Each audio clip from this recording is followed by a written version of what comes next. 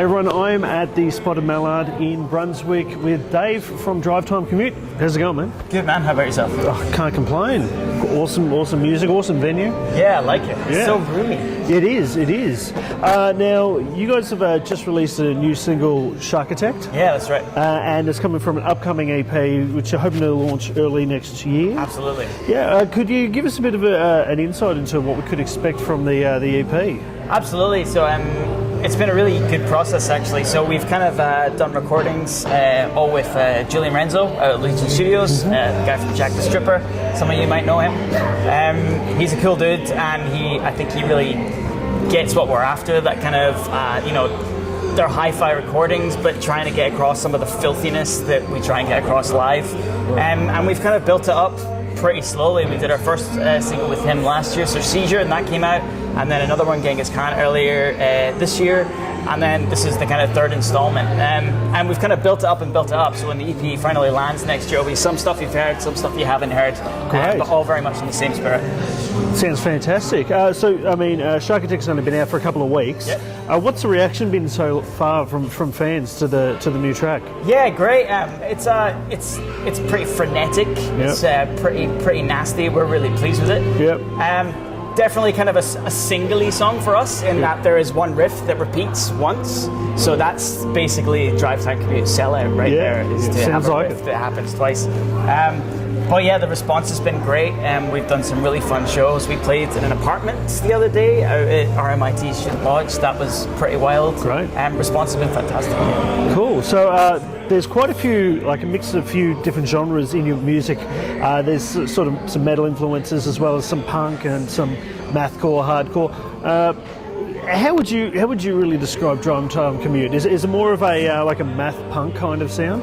Yeah, Mathpunk, absolutely. That's something a term we quite often self-apply, Mathpunk, and it really gets across what we're after, which is, the music is technical and hard and involved and all that, and we have to take time to learn the songs, but at the same time, we never ever want the music to sound like we're sitting in our rooms playing scales. It should always have that edge, that aggression that really comes from the punk scene. So absolutely, bands like Dillinger Escape Plan and Converge and The Chariot would be obviously huge influences for us.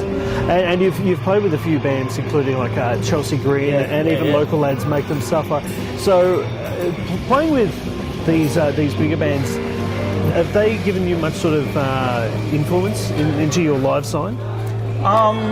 Yeah, absolutely. Just seeing the professionalism and how it's all put together, and it really just, more than what they say, everyone's been really cool and it's been a great experience, but more than what they say, just the experience of being there with pros doing their thing, it really, gives you an interest to lift your game and make sure, you know what, I don't want my strap to break, and I will have spare leads, and maybe we should have a spare guitar, and just kind of simple practical stuff that you might not consider doing for a local show.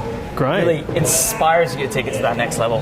So when you're playing your gigs, whether it be at an apartment or at a venue, is there much of a difference in the live experience from DriveTime Commute, or is it very much so you just go crazy the whole time?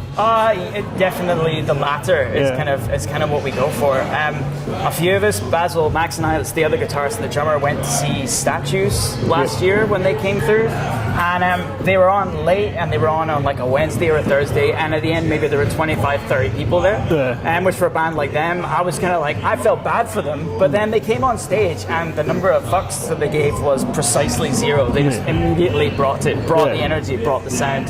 And it didn't matter. It absolutely made no difference whatsoever how many people were there. And that was pretty inspiring for me to see. And now when we play, it doesn't matter if there are 6 people there. Awesome. People entertain those people.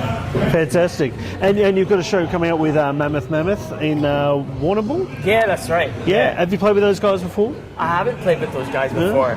This will be our first trip out regionally. Oh, great. I'm pretty excited about it. We're also excited about playing with Eater of the Sky in Bendigo, which is going to be wicked. And excited. Fantastic. And I guess what's the plan moving forward? So the new year, the new EP comes out. Is it going to be relentless touring? Are you looking at playing some interstate shows as well? Interstate, yeah, absolutely. Try and get up the East Coast. We've made some good pals in that regard just through playing constantly over the past couple of years. And yeah, pretty hopeful we can take that to the next level as well.